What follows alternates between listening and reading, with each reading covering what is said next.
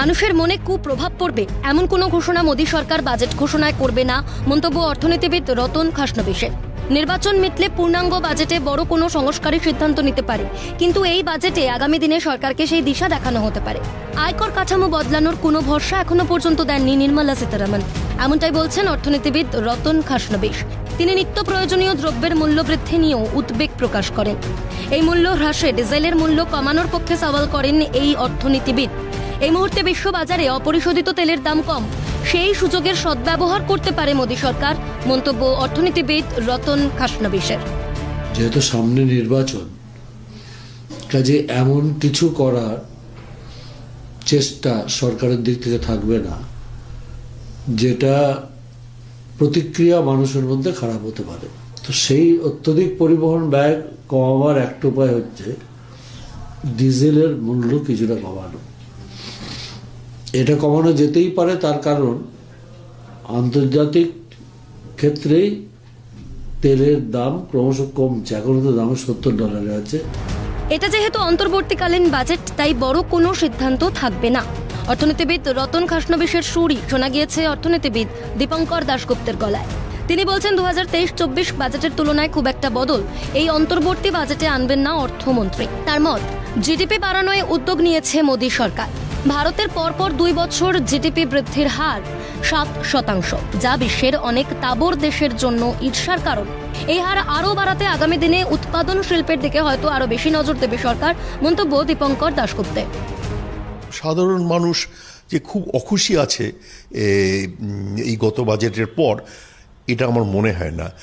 কাজেই মোটামুটি একই ধরনের বাজেট হবে, কিন্তু কোনো বড় সিদ্ধান্ত অন্তর্বর্তীকালীন বাজেটের মধ্যে থাকার কথা না। সত্যিকারই কথা বলতে, সারা পৃথিবীর বৃদ্ধির হার যেখানে এখন 2 থেকে 3% মধ্যে, সেখানে আমাদেরটা কিন্তু 7% মতো, এবং এই 7%টা শুধু 1 বছরের না, তার আগের বছরও কিন্তু ওর কাছাকাছিই ছিল।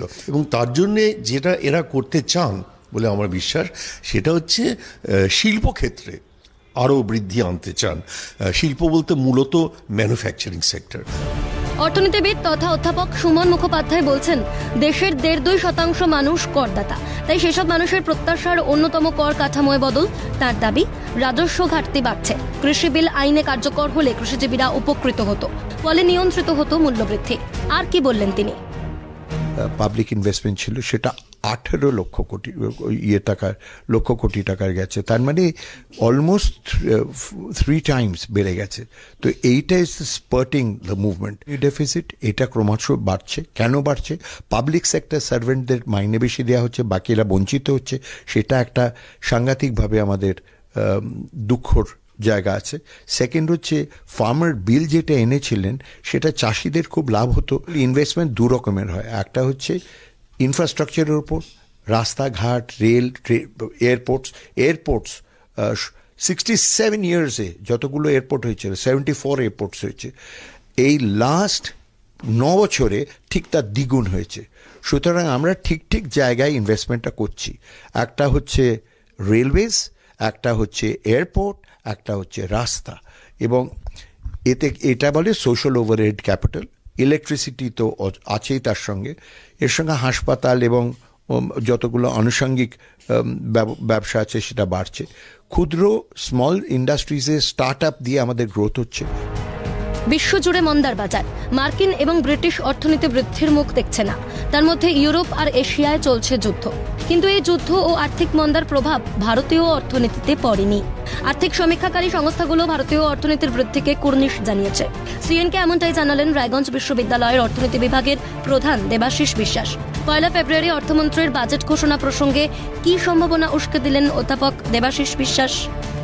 আর ডেফিসিট বাজেট, আর কি এবারের বাজেটে ডেফিসিট থাকবে বলে বিশেষজ্ঞ মহলের ধারণা। এবং এই ডেফিসিটটা কত পার্সেন্টের মধ্যে রাখতে পারেন নির্মলা সীতারামনজি, সম্মাননীয় অর্থমন্ত্রী, সেটা দেখার ব্যাপার আছে। আমাদের ধারণা যে এটা 5 থেকে 6% মধ্যে থাকবে ডেফিসিট বাজেটটা। এবং এবারের ক্ষেত্রে গ্রিন এনার্জির ক্ষেত্রে হয়তো জোর দেওয়া যেতে পারে, এবং সেই অটোমোবাইল মেকাররা তারা এটা চাইছেন যে গ্রিন এনার্জি, যেহেতু এনভায়রনমেন্ট ফ্রেন্ডলি এনার্জির কথা বলা হচ্ছে, আমাদের সাস্টেনেবল ডেভেলপমেন্টের কথা বলা হচ্ছে, সুতরাং সেই সেগমেন্টগুলোতে যাতে ক্রেতাদের কাছে বা বিক্রেতাদের কাছে কিংবা উৎপাদকদের কাছে কোনো রকমভাবে সাবসিডি দেওয়া যায়, সাবসিডাইজ করা যায় কিনা, সে একটা প্রত্যাশা থাকবে। নিতেই জীবনদায়ী মানুষ অসুস্থতা হলে পরে মানুষের অবস্থা খুব খারাপ হয়, সেখানে ক্যান্সার বা এই ধরনের জীবনদায়ী ওষুধের ক্ষেত্রে দাম অনেক বাড়ানো হয়।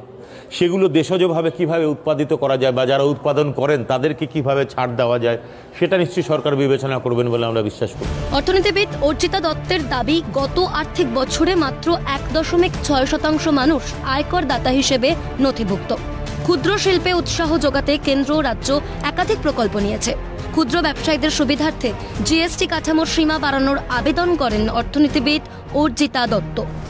বলবো যে এমএসএমই বা ক্ষুদ্র ব্যবসায়ীদের জন্য অনেক program central government, state government, অন্যান্য রাজ্যগুলো বারবার করে এনেছেন, কারণ তাদের একভাবে আমাদের অর্থনীতির শিরদাঁড়া বলে মনে করা হয়।